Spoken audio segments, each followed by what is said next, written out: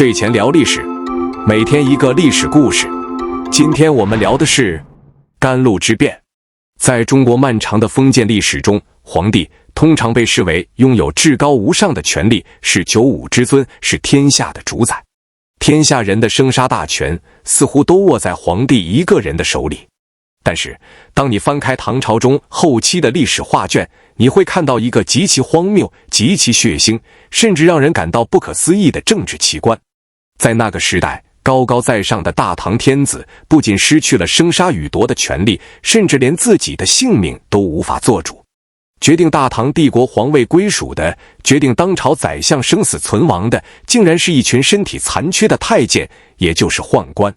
他们可以像废立傀儡一样随意更换皇帝，可以像杀鸡宰羊一样屠戮帝国的宰相和百官。有一位唐朝皇帝在经历了一场惊心动魄的政治大屠杀后，凄凉地对身边的人说：周赧王、汉献帝虽然也是傀儡，但他们是被权臣控制的，而我堂堂大唐天子却被家奴控制，我连汉献帝都不如啊！这位皇帝就是唐文宗李昂。而让他发出如此绝望哀叹的，就是中国历史上最惨烈、最血腥的一场宫廷政变，史称甘露之变。今天就让我们拨开历史的迷雾，回到公元835年那个血雨腥风的长安城，去看看大唐帝国的皇帝究竟是如何沦为家奴的囚徒的，而唐朝的宦官又为何能拥有如同恶魔一般的恐怖力量。要理解甘露之变的悲剧，我们首先要解答一个核心问题：唐朝的宦官到底是怎么掌握军国大权的？很多人对宦官的印象可能停留在明朝的魏忠贤、清朝的李莲英这些人物身上。虽然这些明清宦官也曾权倾一时，但他们权力的来源只有一个，那就是皇帝的宠信。只要皇帝一句话，比如崇祯皇帝对付魏忠贤，哪怕魏忠贤势力再大，一道圣旨就能让他彻底覆灭。因为明清时期的宦官手里没有真正的军队，但是唐朝中后期的宦官完全不同，他们手里有兵，而且是唐帝国最精锐的中央禁军神策军。手里有了枪杆子，家奴就变成了军阀，而且是驻扎在皇帝卧室门口的军阀。这一切的祸根要从那场改变大唐国运的安史之乱说起。安史之乱爆发后，唐玄宗仓皇逃往四川，太子李亨在0505称帝，也就是唐肃宗。在平定叛乱的过程中，唐肃宗对武将充满了猜忌。安禄山、史思明这些手握重兵的节度使造反，给李唐皇室留下了极深的心理阴影。皇帝不再信任外朝的大臣和领兵的将领，他唯一能信任的只有从小伺候自己、没有子嗣、在宫外没有根基的宦官。于是唐肃宗开始重用宦官李辅国，让他掌握了部分禁军，并且让他参与朝政。李辅国的权力大到什么程度？他甚至敢对唐肃宗的继任者唐代宗说：大家但内里做，外事听老奴处置。意思是，皇帝您就在宫里好好待着享福吧，外面的国家大事由我这个老奴来处理。虽然唐代宗后来设计杀死了李辅国，但这并没有改变宦官专权的趋势，反而拉开了宦官掌握禁军的序幕。因为皇帝依然不信任武将，杀了一个跋扈的宦官，还得换另一个听话的宦官来带兵。到了唐德宗时期，发生了一件彻底改变唐朝政治格局的大事——泾原兵变。当时唐德宗为了平定藩镇割据，调动泾原地区的军队去前线平叛。这支军队路过都城长安时，因为天气寒冷，士兵们希望得到朝廷的赏赐。结果唐德宗非常吝啬，只给了非常微薄的粗茶淡饭。士兵们怒火中烧，直接哗变，攻入了长安城。唐德宗吓得魂飞魄散，仓皇逃出长安，逃到了奉天。在这个九死一生的逃亡过程中，唐德宗悲哀地发现，平日里满口仁义道德、高喊精忠报国的大臣和禁军将领，几乎全部逃跑或者投降了叛军。最后时刻拼死护卫在他身边，跟着他风餐露宿、不离不弃的只有一个人，那就是宦官窦文昶以及少数几个宦官。这次兵变给唐德宗造成了不可磨灭的心理创伤，他得出了一个致命的结论：文官是靠不住的，武将是会造反的，这个世界上唯一对皇帝绝对忠诚的只有宦官。于是，在平息了兵变、重返长安之后，唐德宗做出了一个影响大唐随后100多年历史的决定。他将大唐最精锐的中央禁军神策军的指挥权正式彻底地交给了宦官。他设立了左右神策军护军中尉，这2个相当于禁军最高统帅的职务，被明令规定只能由宦官担任。这是一个极其可怕的制度设计。神策军不仅负责保卫皇宫、守卫京师，还是朝廷用来威慑地方藩镇的战略机动部队，鼎盛时期兵力多达10几万人。当宦官掌握了神策军，大唐帝国的政治平衡就被彻底打破了。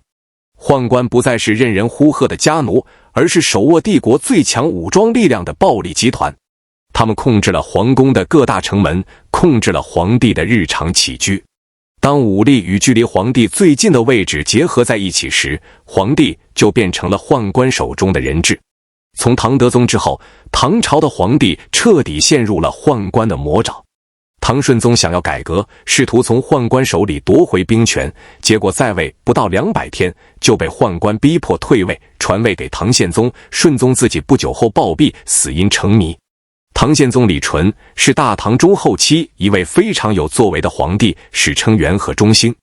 他平定了多个割据的藩镇，让大唐帝国出现了一抹复兴的曙光。但是，即使是这样一位英明神武的皇帝，因为晚年脾气暴躁，经常苛责宦官，最终竟然被身边的宦官陈弘志等人暗杀在寝宫之中。连立下丰功伟业的皇帝，宦官都敢杀，更何况是后面的平庸之辈。唐宪宗死后，宦官王守成等人拥立了唐穆宗，穆宗死后又拥立了唐敬宗。唐敬宗年少贪玩，喜欢半夜在宫里打夜壶，结果因为得罪了宦官刘克明，再次被宦官在更衣室里活活打死。短短20年间，大唐帝国的皇帝像走马灯一样被宦官废立，甚至残杀。皇帝的宝座上沾满了鲜血，而那些手握神策军的宦官中尉们则成了真正的主宰。这就是公元827年唐文宗李昂登基时所面临的恐怖烂摊子。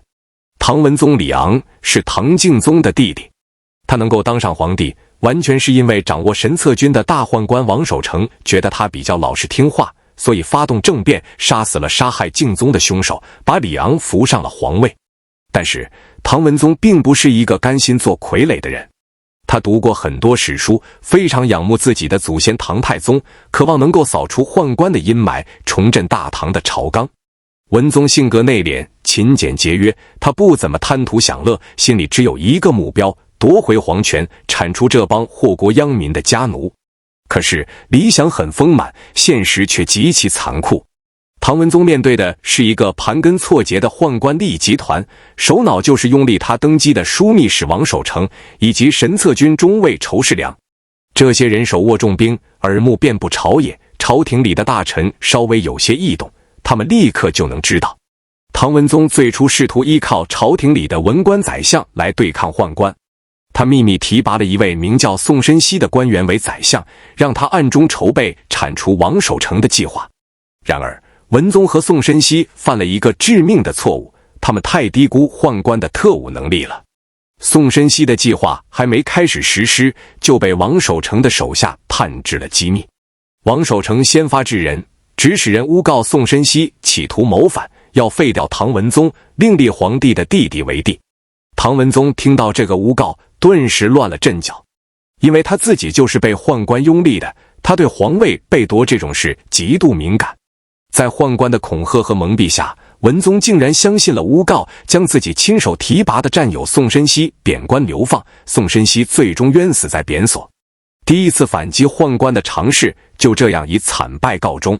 唐文宗深刻地认识到，朝廷里那些饱读诗书、满口仁义道德的传统文官，也就是当时正在进行激烈党争的牛李两党的官僚们，根本不堪大用。这些文官只会互相倾轧，在面对握有刀把子的宦官时，不仅没有胆量，更没有手段。非常之时，必须用非常之人。既然正人君子对付不了这群流氓家奴，那就只能找比流氓更狡猾、更狠毒的人来对付他们。在这个极其压抑的政治氛围中，两个改变历史走向的关键人物登场了。他们就是李训和郑注。这两个人在中国历史上的名声非常糟糕，传统史书往往把他们写成逢迎拍马的小人。但从客观的历史角度来看，他们是当时唯一敢于并且有能力策划铲除宦官集团的亡命之徒。先说郑注。郑注原本不姓郑，是个走江湖的游医，靠着一手出神入化的医术和一张极其厉害的嘴皮子混饭吃。他因为机缘巧合治好了一位节度使的病，从而踏入了官场。后来大宦官王守成得了重病，太医都治不好，郑注去了一副药就给治好了。王守成大喜过望，把郑注当成了心腹知己，引荐给了唐文宗。再说李训。李训出身名门望族，才华横溢，极其聪明，但人品有很大问题。他早年因为卷入政治斗争被流放，后来为了往上爬，不惜抛弃文人的清高，通过贿赂结交了郑注，然后又通过郑注攀附上了大宦官王守成。你看这关系多讽刺！唐文宗想要杀王守成，但他选中的两个头号杀手，竟然是王守成最信任的心腹。唐文宗看中了李训和郑注身上的江湖气和不择手段的狠劲。在深宫之中，皇帝与这两个身份低微但极具手腕的人一拍即合，一个宏大而极度危险的绝密计划开始在暗中酝酿。李训和郑注给唐文宗提出的战略方针非常清晰，6个字：以宦官攻宦官。宦官集团虽然庞大，但内部绝对不是铁板一块，他们同样为了权力和利益勾心斗角。当时宦官集团主要分为2派，一派是王守成，另一派是被王守成压制的裘世良等人。李训和郑注第一步就是利用王守成对他们的信任，疯狂地在皇帝面前给王守成说好话，让王守成觉得皇帝非常依赖自己，从而放松警惕。第二步，李训建议唐文宗提拔与王守成有矛盾的另一大宦官裘世良，任命裘世良为左神策军中尉，分调王守成一半的兵权。王守成是个政治老油条，但他万万没想到，背后捅他刀子的居然是他最信任的干儿子郑注和李训。第三步，也就是收网。在成功分化了兵权之后，李训和郑注以明升暗降的手法罢免了王守成的兵权。随后唐文宗秘密赐给王守成一杯毒酒，将这个把持朝政10几年、杀害过皇帝的大宦官彻底毒死。除掉王守成的过程出奇的顺利，这让唐文宗、李训和郑注信心大增。接下来他们要面对的是终极目标，那就是以裘世良为首的所有掌握兵权的大宦官。不杀光这些人，皇帝的危机就永远不会解除。这时候李训和郑注制定了一个更加大胆的连环计。郑注主动请求离开长安，去担任凤翔节度使。凤翔距离长安很近，郑注的计划是到了凤翔之后，立刻招兵买马，组建一支不受宦官控制的精锐地方军。等到冬天王守成下葬的时候，按照惯例，所有的大宦官都要出城去给王守成送葬。到那个时候，郑注率领凤翔的军队突然杀出，将出城送葬的宦官全部包围斩杀。这是一个非常周密且具有很高可行性的计划。如果按照这个计划执行，甘露之变的历史可能就要改写了。但是历史的剧本往往在最关键的时刻，因为人性的贪婪而发生急转弯。李训和郑注虽然是同盟，但他们都是极度渴望权力、极度自私的人。李训眼看着计划即将成功，心里的嫉妒之火开始燃烧。他想，如果郑注带着军队从外围杀入，除掉宦官的首功不就成了郑注的吗？那以后朝廷里到底是听我李训的，还是听他郑注的？在权力的诱惑下，李训彻底丧失了理智。他决定抛弃郑注的原定计划，他要抢在郑注之前，在长安城内，在皇宫大殿里独自完成除掉所有宦官的惊天大业。李训甚至暗中盘算，等他在皇宫里杀光了宦官之后，连带着把赶来帮忙的郑注也一起除掉。从此他李训就是大唐帝国独一无二的救世主和第一权臣。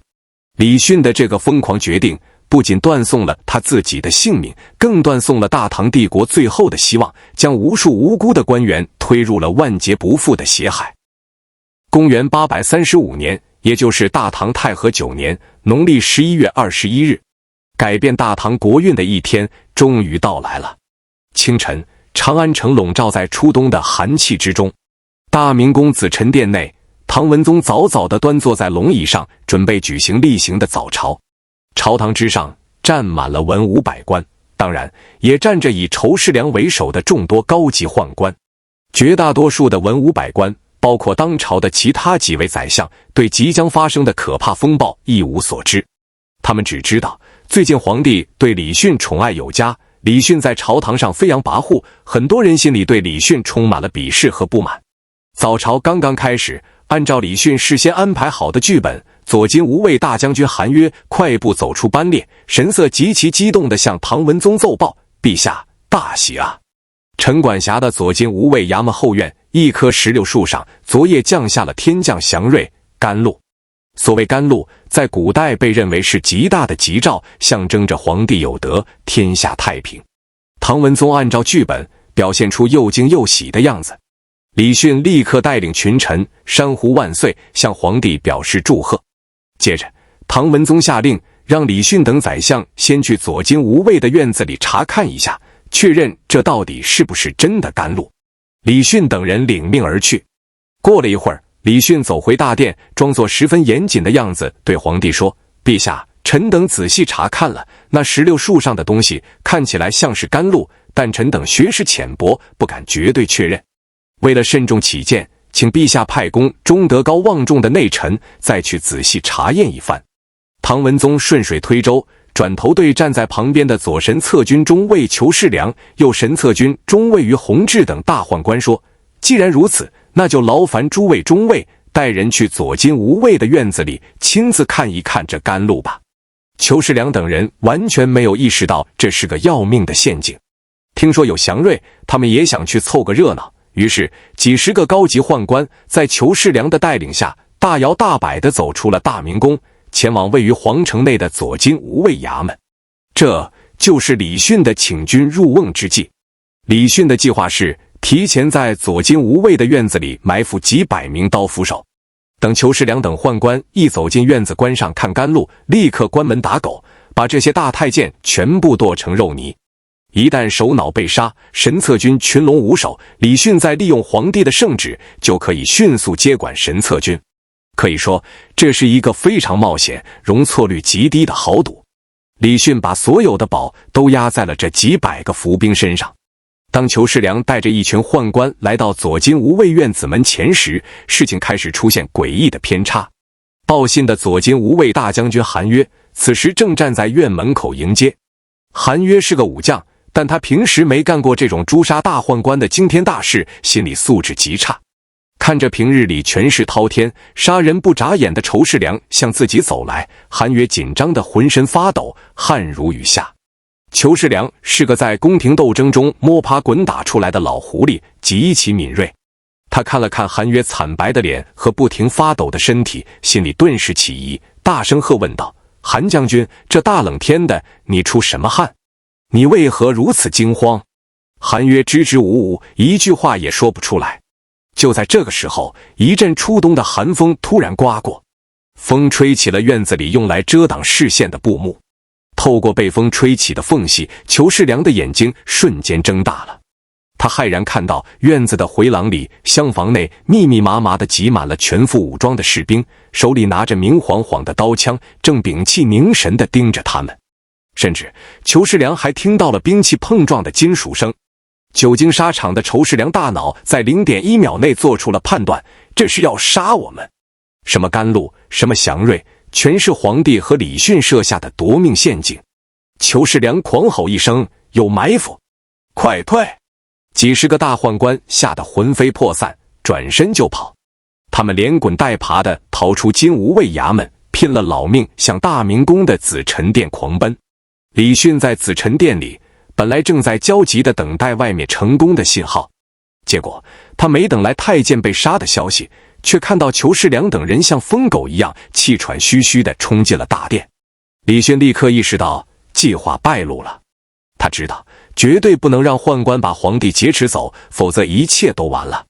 李训不顾一切地扑向唐文宗，声嘶力竭地大喊：“来人护驾！来人护驾！”大殿外，李迅提前安排的金吾卫士兵立刻冲了进来，准备和宦官抢夺皇帝。此时的紫宸殿陷入了极度的混乱和疯狂。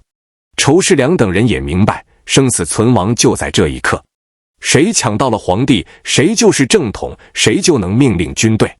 几十个身体残缺的太监爆发出惊人的求生力量，他们连拉带拽，不顾皇帝的挣扎，生生地把唐文宗从龙椅上拽了下来，拖上了一顶软轿，抬起轿子就往大明宫深处，也就是宦官重兵把守的后宫狂奔。李迅死死地抓住轿子的栏杆不放，试图把皇帝拉下来。一名宦官拔出刀，狠狠地砍向李迅的手，李迅被迫松手，只能眼睁睁地看着宦官把唐文宗抬进了后宫的门里。砰的一声巨响，后宫厚重的朱漆大门在李迅面前死死地关上。大门关上的那一刻，李迅的心彻底沉入了谷底。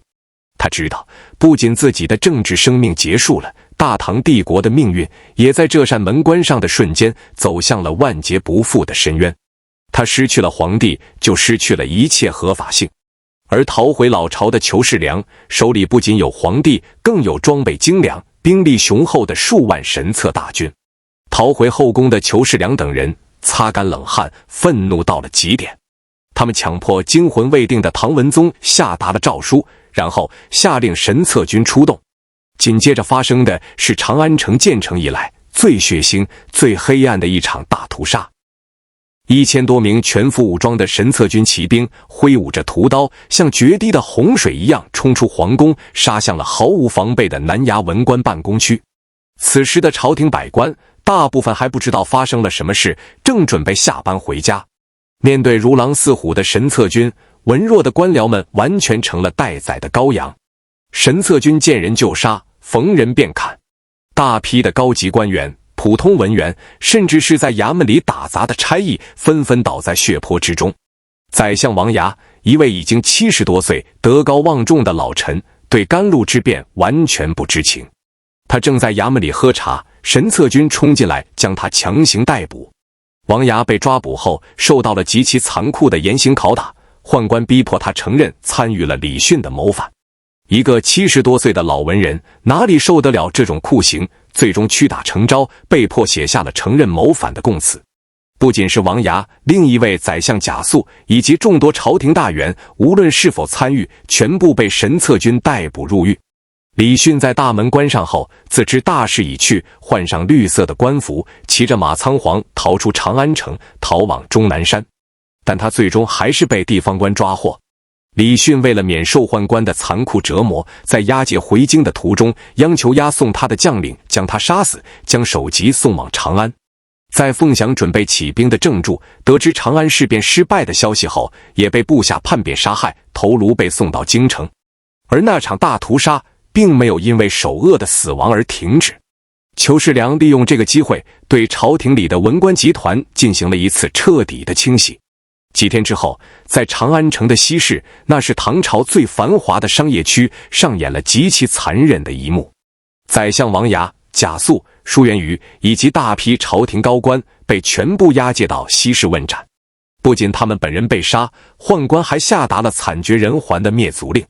这些官员的父母、兄弟、妻子、儿女，无论是白发苍苍的老人，还是嗷嗷待哺的婴儿，全部被残忍的屠杀。据史料记载，鲜血染红了西市的街道，长安城内哭声震天，一片人间地狱的惨状。在这场被称为甘露之变的大清洗中，被宦官杀害的官员及其家属多达1000多人。